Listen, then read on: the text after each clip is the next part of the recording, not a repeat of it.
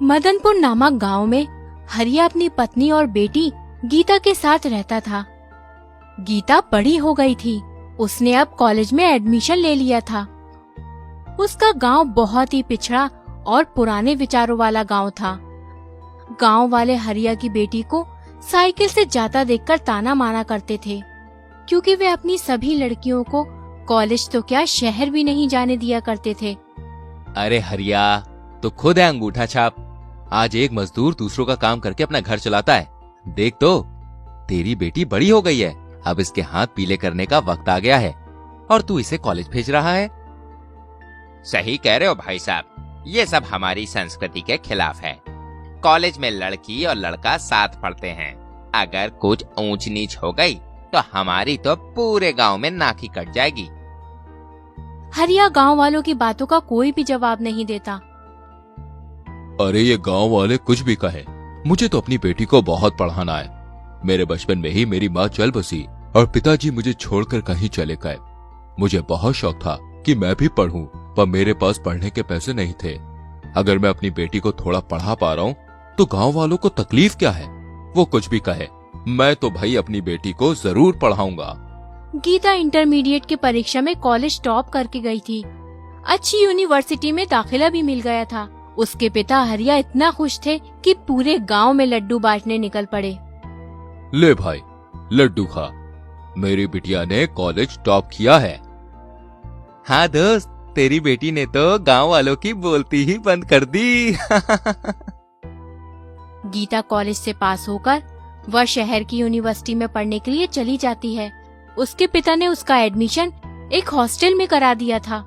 Gita intermediate की परीक्षा में कॉलेज टॉप करके गई थी। अच्छी यूनिवर्सिटी में दाखिला भी मिल गया था। हॉस्टल में गीता को एक अच्छी दोस्त संगीता मिल गई थी। वे दोनों पढ़ाई भी किया करती थी साथ में, और साथ में मस्ती भी किया करती थी। फिर धीरे धीरे कॉलेज के फर्स्ट ईयर के एग्जाम भी आ गए। गीता मन लगाकर पढ़ रही थी। निश्चित तारीख पर एग्जाम शुरू हो गए। सभी ने पेपर दिए।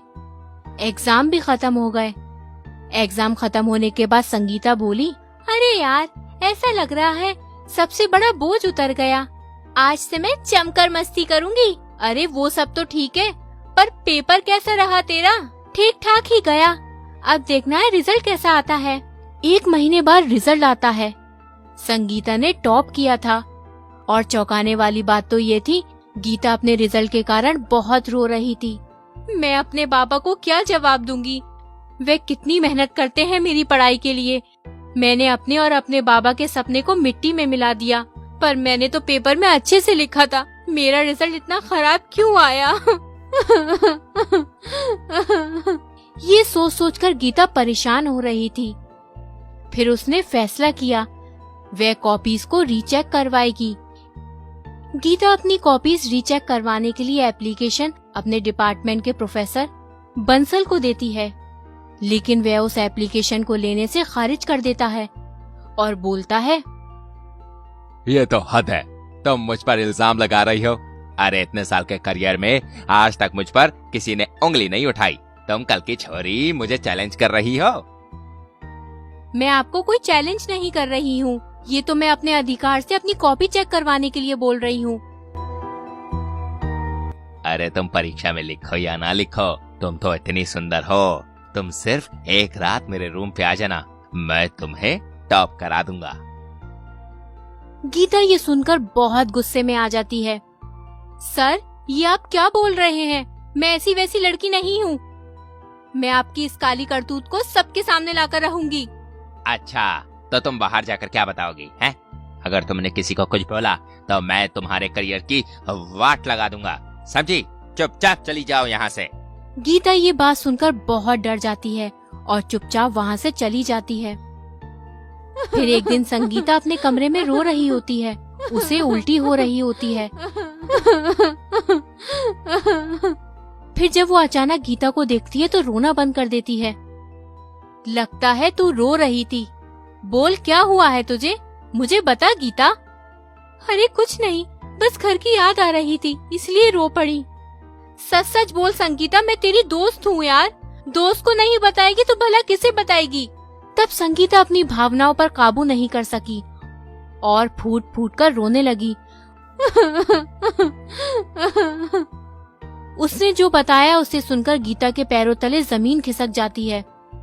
उसने बताया एक दिन उस बंसल प्रोफेसर ने उसे ऑफिस में बुलाया और बोलने लगा, अरे मूर्ख लड़की, सब कुछ मेहनत से नहीं मिलता। मेहनत करके कोई भी आगे नहीं बढ़ता। अरे अपने इस खूबसूरत से शरीर का इस्तेमाल करो, तभी तुम आगे बढ़ सकती हो। सर आप क्या कह रहे हो? मुझे कुछ समझ नहीं आ रहा। अरे तुम लड़कियों की यही बात मुझे पसंद नहीं, तुम समझती ही नहीं हो। अरे मैंने तुमसे पहले भी बहुत सारी खूबसूरत लड़कियों को इस यूनिवर्सिटी से पास करवाया है, वो भी अच्छे मार्क्स के साथ। तुम भी चाहो तो टॉप कर सकती हो, पर हर चीज की कीमत होती है, तुम्हें भी कुछ देना होगा। अगर तुम इनकार करोगी तो मैं तुम्हें फेल कर दूंगा, फिर तुम सोच लो तुम्हारे साथ क्या होगा। प्रोफेसर अपने पद का गलत इस्तेमाल करता है। मैं मजबूर थी और उसने मेरी मजबूरी का फायदा उठाया। उस प्रोफेसर ने बंद कमरे में मेरे साथ गलत काम किया, जो मैं बता भी नहीं सकती। वह मुझे ब्लैकमेल करने लगा। मैं अब इससे परेशान हो गई हूँ।